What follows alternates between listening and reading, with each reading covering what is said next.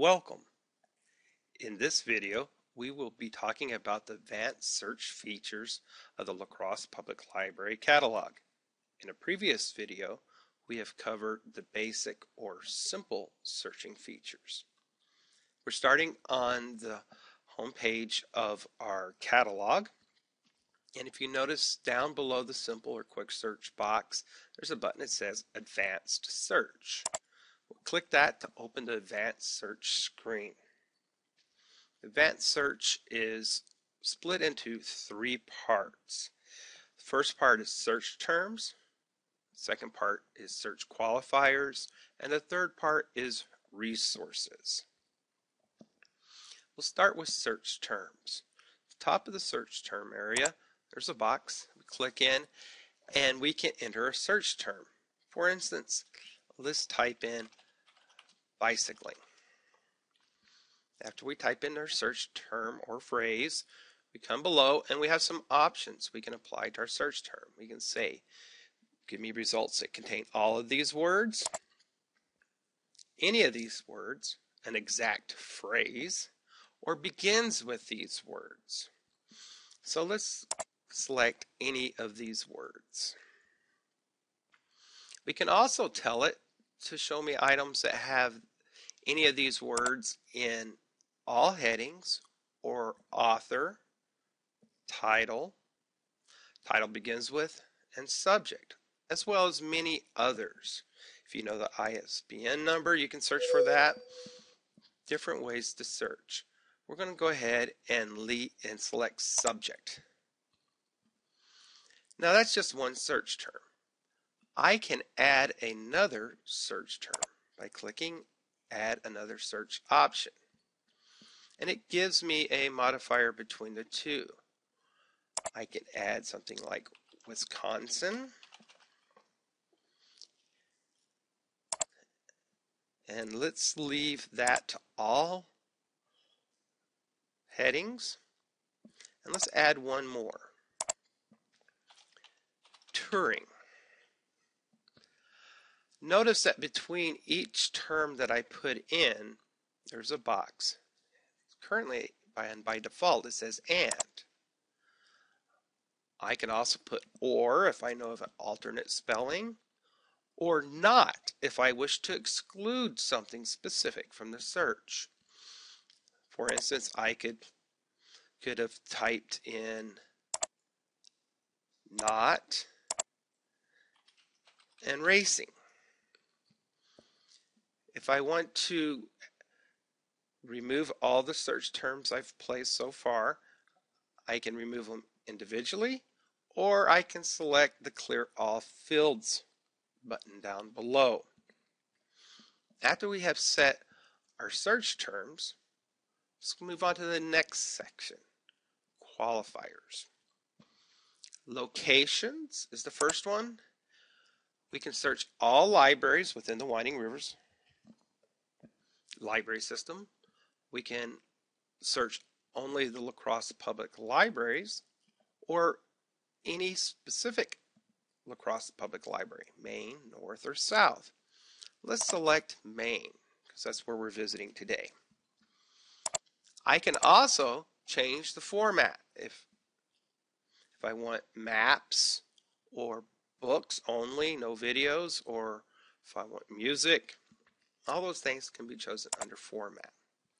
I can change the language, material type, and I can even select year of publication. By default, it's set to all. By clicking on the pull-down menu, I can change the year of publication. I can even set between, which will let me enter two dates by year, a beginning year and an ending year. Before, which will give me publications before the date set, as well as after. For our purposes, let's leave it to all. And finally, here I can set new items. So if I want all new items within the last week, or various other time ranges, I can set these qualifiers. purpose of qualifiers is to help us narrow our search results. You can also select how many search results you want displayed per page, between 10 and 50. If at any point you wish to reset all these to the default, you can click Clear Fields. Finally, the third section, choose resources. Most of the time you're going to want to have Winding Rivers Library System selected, which is the default. In the future, you'll also be able to search the statewide catalog to see if an item is available through WSCAT. After I have set my search terms, added the qualifiers, and chosen the resources I want to search, all I have to do then is click on the search button.